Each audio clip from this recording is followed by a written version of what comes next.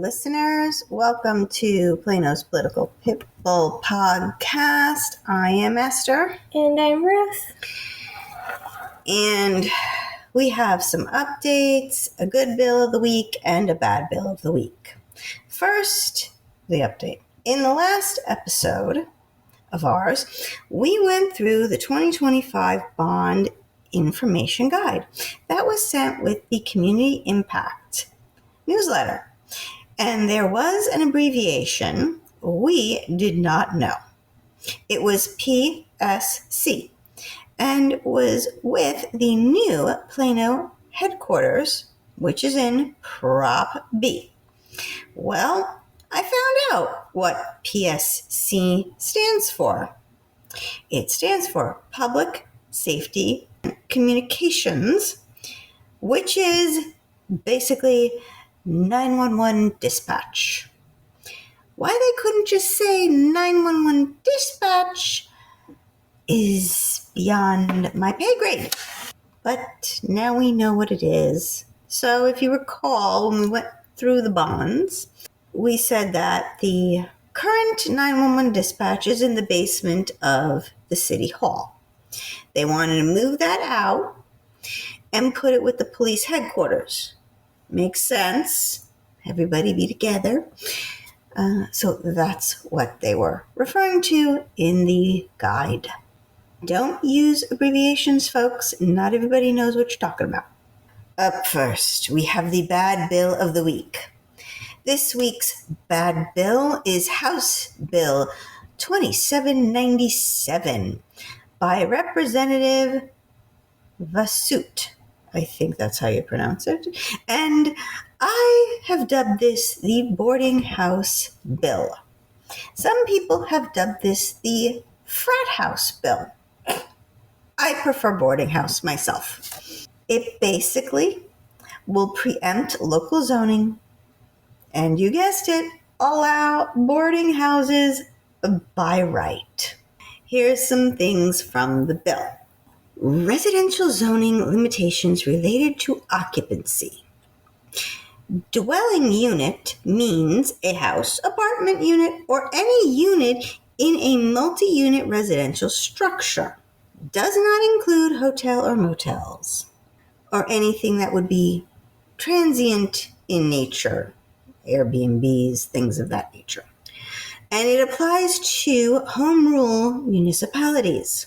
A municipality may not adopt or enforce a zoning ordinance, rule, or other regulation that limits the number of people who may occupy dwelling units based on age, familial status, occupation, relationship status, or whether the occupants are related to each other by a certain degree of affinity or connection. Now, the good thing is that this does not prohibit a municipality from imposing a limit on the number of people who may occupy a dwelling unit based on health and safety standards in the building code or the fire code. So that's good.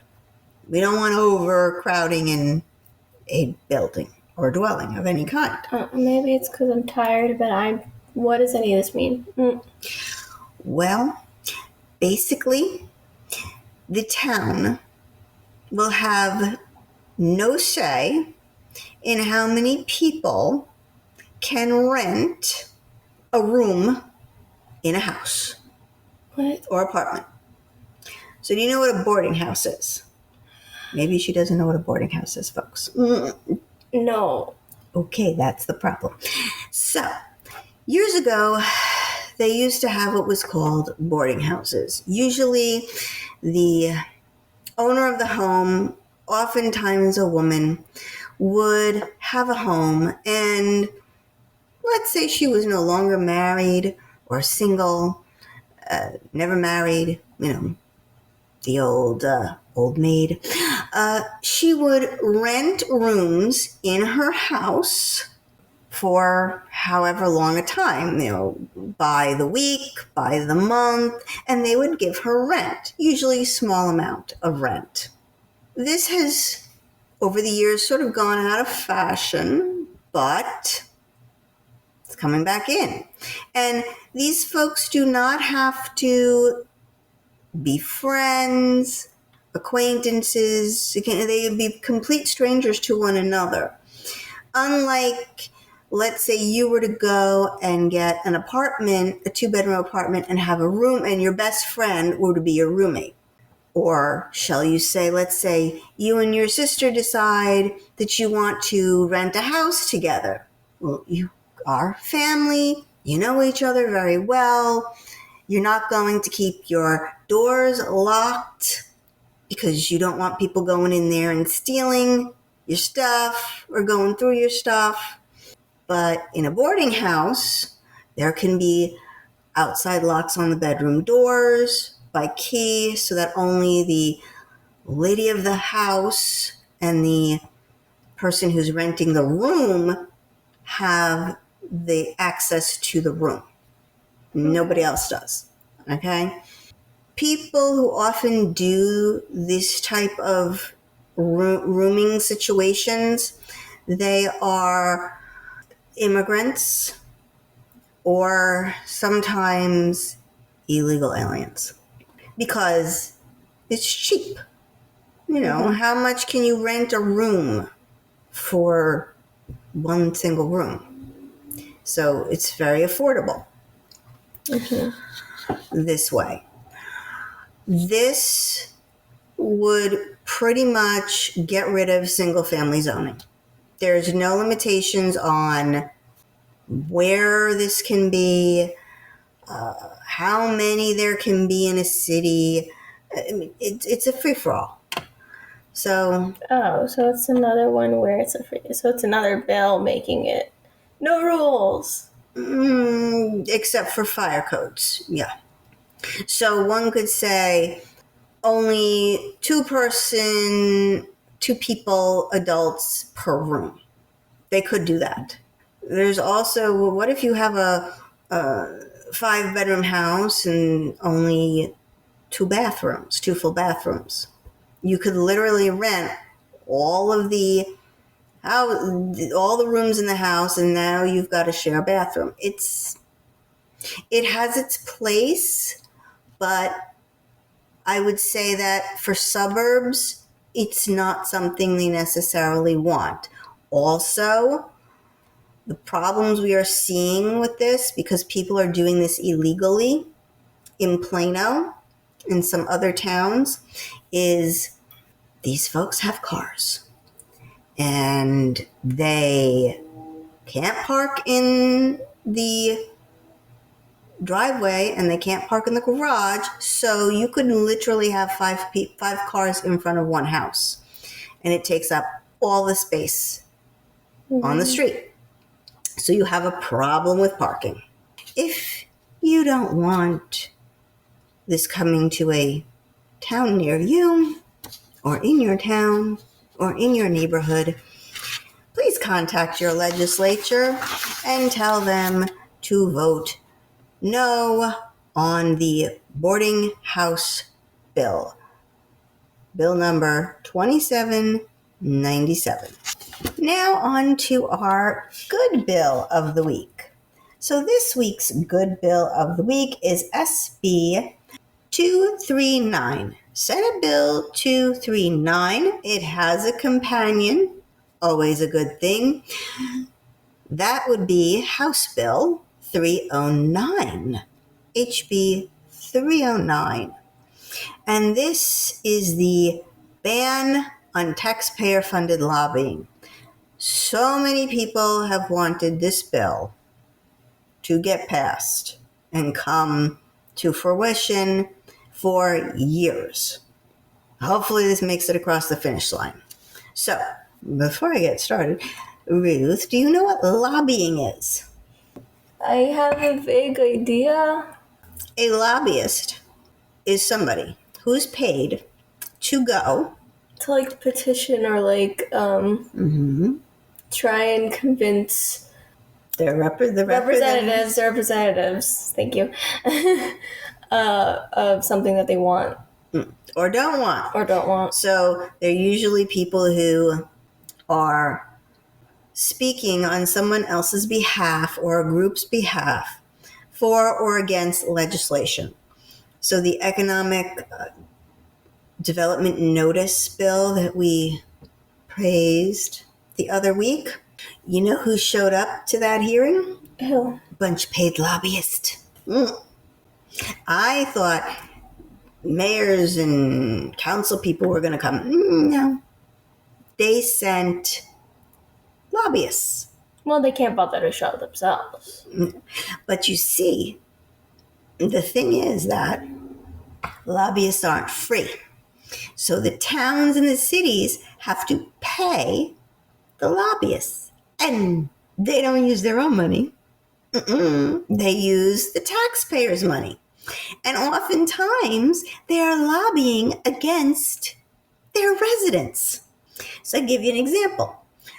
Anytime you have we want to cut property tax bill, towns will go, they'll pay a lobbyist, and they will lobby the senators, the reps, to vote against this bill. And they will speak at the hearings. And they use taxpayer money to basically prevent taxpayers from getting a tax cut. Messed up, huh? All I can do is laugh. Let me read to you some of the highlights. A political subdivision may not spend public funds to hire an individual required to register as a lobbyist. Yes, they have to register for the purpose of lobbying a member of the legislature, or to pay a nonprofit state association or organization that primarily represents political subdivisions and hires or contracts with an individual required to register as a lobbyist. If a political subdivision engages in activity prohibited, a taxpayer or resident of the political subdivision is entitled to appropriate injunctive relief to prevent further activity prohibited by that subsection or this bill, and further payment of public funds related to that activity. So, not only are they not allowed to do it, but if they do it, they're going to be punished financially where it hurts. Now, the bill continues on to discuss commissioners' court membership on associations and nonprofit organizations. And from what I can tell, it doesn't seem to have anything to do with taxpayer-funded lobbying. So I'm not quite sure why it's in here. But needless to say, it's not a poison pill where it would basically say, well, you can't lobby except in this and that case. So that's a good thing. So that is your good bill of the week. And if you like the way that sounds, please contact your legislature and tell them to vote for SB 2039. And in the House, tell your House rep HB 309 you want them to vote for. And lastly, we have our very important dog. Our very important dog of the week is our very own Spot again. Yes, Spot is still up for adoption at the Plano Animal Shelter, folks. He has some new pictures on there, too, and a video, it looks like. Spot is such a good boy. He is very obedient and so smart. Spot knows the commands sit, stay, and down. He rides well in the car and loves to look out the window on the drive. Spot went on a group dog walk and got along with all the other dogs. He is very friendly and likes head rubs. Spot showed no prey drive along the walk when encountering squirrels and birds. He was interested in all the passing bikers and walkers. Spot is about 4 years of age, and likes belly rubs. So please go to our website, planospoliticalpitbull.com. Click on the link Pitbulls for Adoption to look at Spot's wonderful bio and pictures and video. And please consider adopting him. Yes, he's a very cute dog. Well, this is a short episode this week, folks. So that is going to be a wrap for us today. Please remember to like, share, and subscribe. This is Esther. And this is Ruth. For Plano's Political Pitbull, signing off.